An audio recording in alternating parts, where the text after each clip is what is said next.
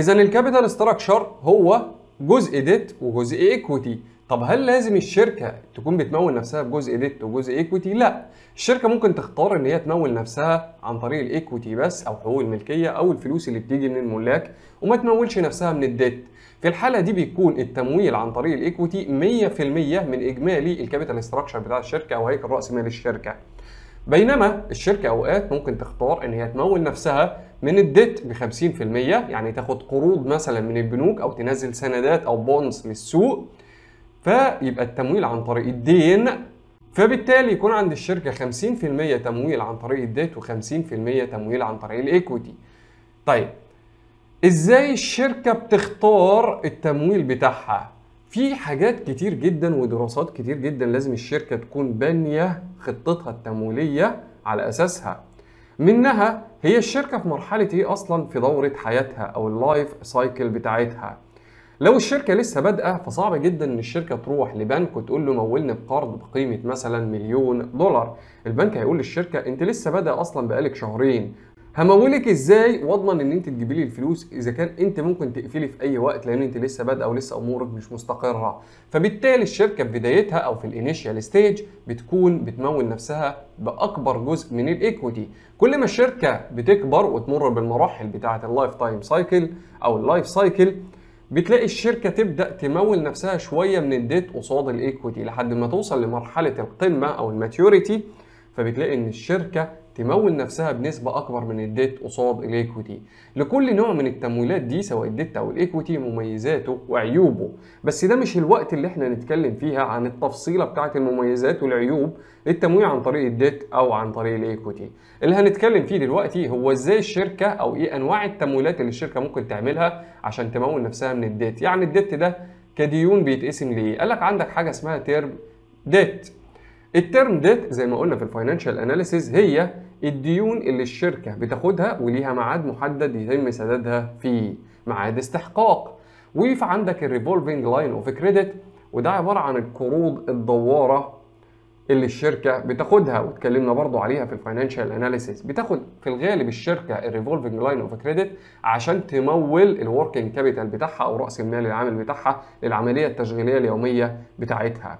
بينما الترم ديت في الغالب الشركه بتاخد القروض اللي من نوع ترم ديت وبتبقى فتراتها طويله شويه علشان الشركه بيكون غرضها ان هي تمول مشاريع استثماريه، زي ان الشركه عايزه تفتح فرع جديد، عايزه تبني مصنع جديد، عايزه تشتري آلة كبيره جديد، تعمل خط انتاج جديد. فدي حاجه مش ديلي اوبريشن، مش دي تو دي اوبريشن، مش اعمال يوميه، بتحتاج تمويل كبير، فعشان كده بتجيب ترم ديت. طيب الديت بيكون ليه تكلفه. انت لما بتروح البنك وتاخد قرض من البنك، البنك مش بيقول لك ده قرض حسن هتاخد مني النهارده $1,000,000 وتجيبهم لي بعد سنتين $1,000,000. بيقول لك لا، في تكلفه لازم تدفعها. ايه التكلفه؟ هي الانترست، الفوائد البنكيه اللي البنك بيفرضها عليك علشان يديك القرض نفسه. فتلاقي البنك ب1,000,000 بس تيجي انت تسده في الاخر تلاقيه $1,500,000. طب جت منين $500,000؟ دي الانترست او الكوست اوف ديت او تكلفه الدين اللي انت خدته من البنك. طب هل في انواع تانية للتمويل عن طريق الديت؟ طبعا في انواع تانية كتير، منها البونز، السندات. الشركه لما بتطرح سندات في السوق فهي في الغالب بتقول للمستثمرين خدوا مني ورقه اسمها سند وادوني قرض بقيمه البار فاليو او القيمه الاسميه للسند ده، في المقابل انا هديكوا فايده على السند وفي الاخر هديكوا الفلوس بتاعتكوا تاني. فهنا الشركه بتمول نفسها عن طريق افراد مش عن طريق مؤسسات زي مثلا البنوك. وفي انواع تانية زي ما قلنا للديت والتمويل عن طريق الديت، لكن ده اللي يهمنا دلوقتي في الجزء اللي احنا بنتكلم فيه.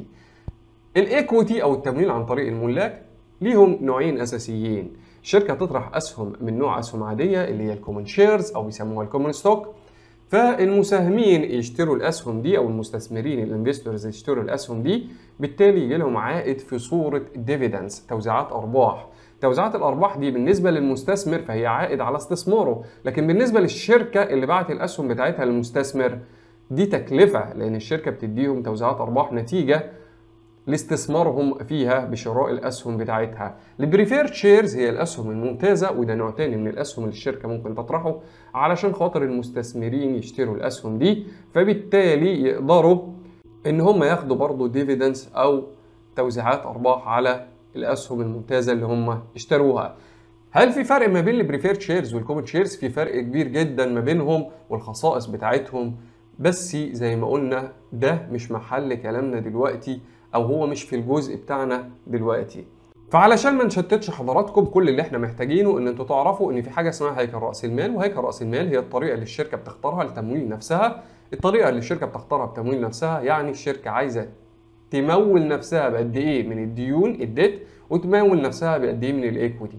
ولو هتمول نفسها من الديت، فايه نوع الدين اللي هتاخده؟ هل هو تيرم ديت؟ هل هو ريفولفنج لاين اوف كريدت؟